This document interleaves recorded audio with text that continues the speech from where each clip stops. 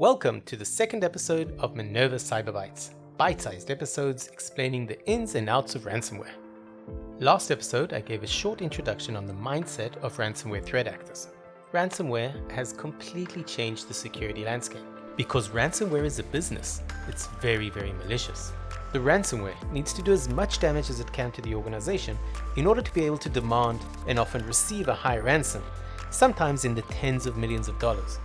This means that ransomware has transcended from simply being a security threat to being a commercial problem. Businesses aren't merely at risk of losing data or having information exposed. Ransomware puts a burden on their very ability to operate as a business, with numerous examples of businesses that have actually shut down altogether because of ransomware. So now that we've established the significance of ransomware, let's dive a little deeper into one of the unique traits: evasiveness.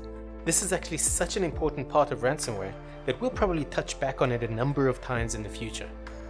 So as I explained in the previous episode, ransomware threat actors need to stay undetected as long as possible in order to be able to gradually infect as much of the network as possible. To do this, they implement certain evasion techniques. One common evasion technique is Sandbox Evasion. When a new file enters an organization, the security measure will usually want to test out that file to make sure it's not malicious. Among other things, it'll also want to execute the file to observe the behavior and see if it's trying to do anything fishy. Now, of course, you don't want to go about executing potentially malicious files on your network to see if it'll start encrypting and deleting all your files before detecting and stopping it. Well, not ideally anyway.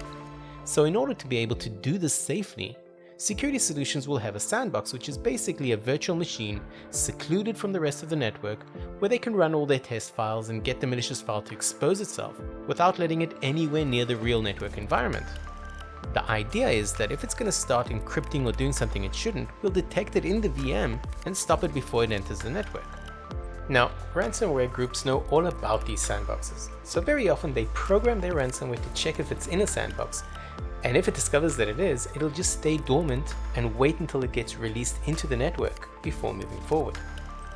So, being as a sandbox is a VM, the ransomware will ask, let's say, how many CPUs does the system have, how much memory, does it have any peripherals like printers for example, can even straight out ask if the environment is a VM. Sandboxes usually only have 1 or 2 cores, a few gigs of memory, no printer obviously. Well, today's computers are all dual quad octa-cores with 8 gigs of RAM, hard drives measured in terabytes, and well, you get the idea. So through a few simple queries to the system, the ransomware can easily identify that it's in a sandbox and then stay dormant until it enters the network. This allows the ransomware to bypass what some security solutions consider to be a key resource to detecting and stopping malicious activity.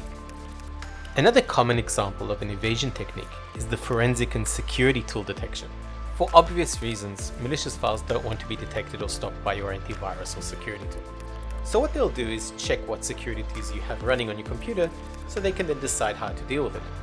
You can check, for example, by querying what processes are running or if some certain registry keys exist.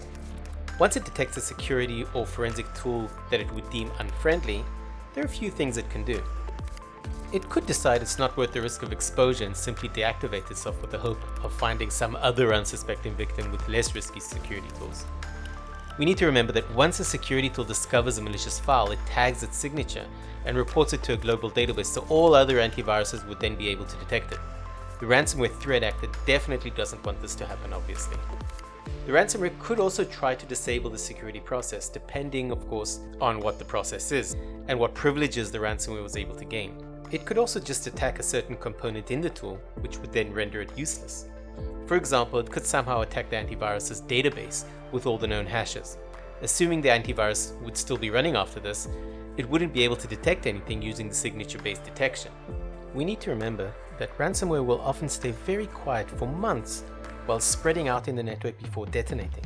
So it might very well sit tight and not do anything and only try to disable the security tools just before detonating on the whole network.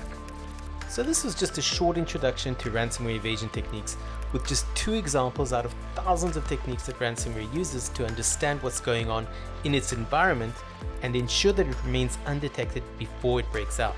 I hope you enjoyed this episode of Minerva CyberBytes. If you found it interesting or informative, feel free to subscribe, share, or leave a review. Thanks for listening.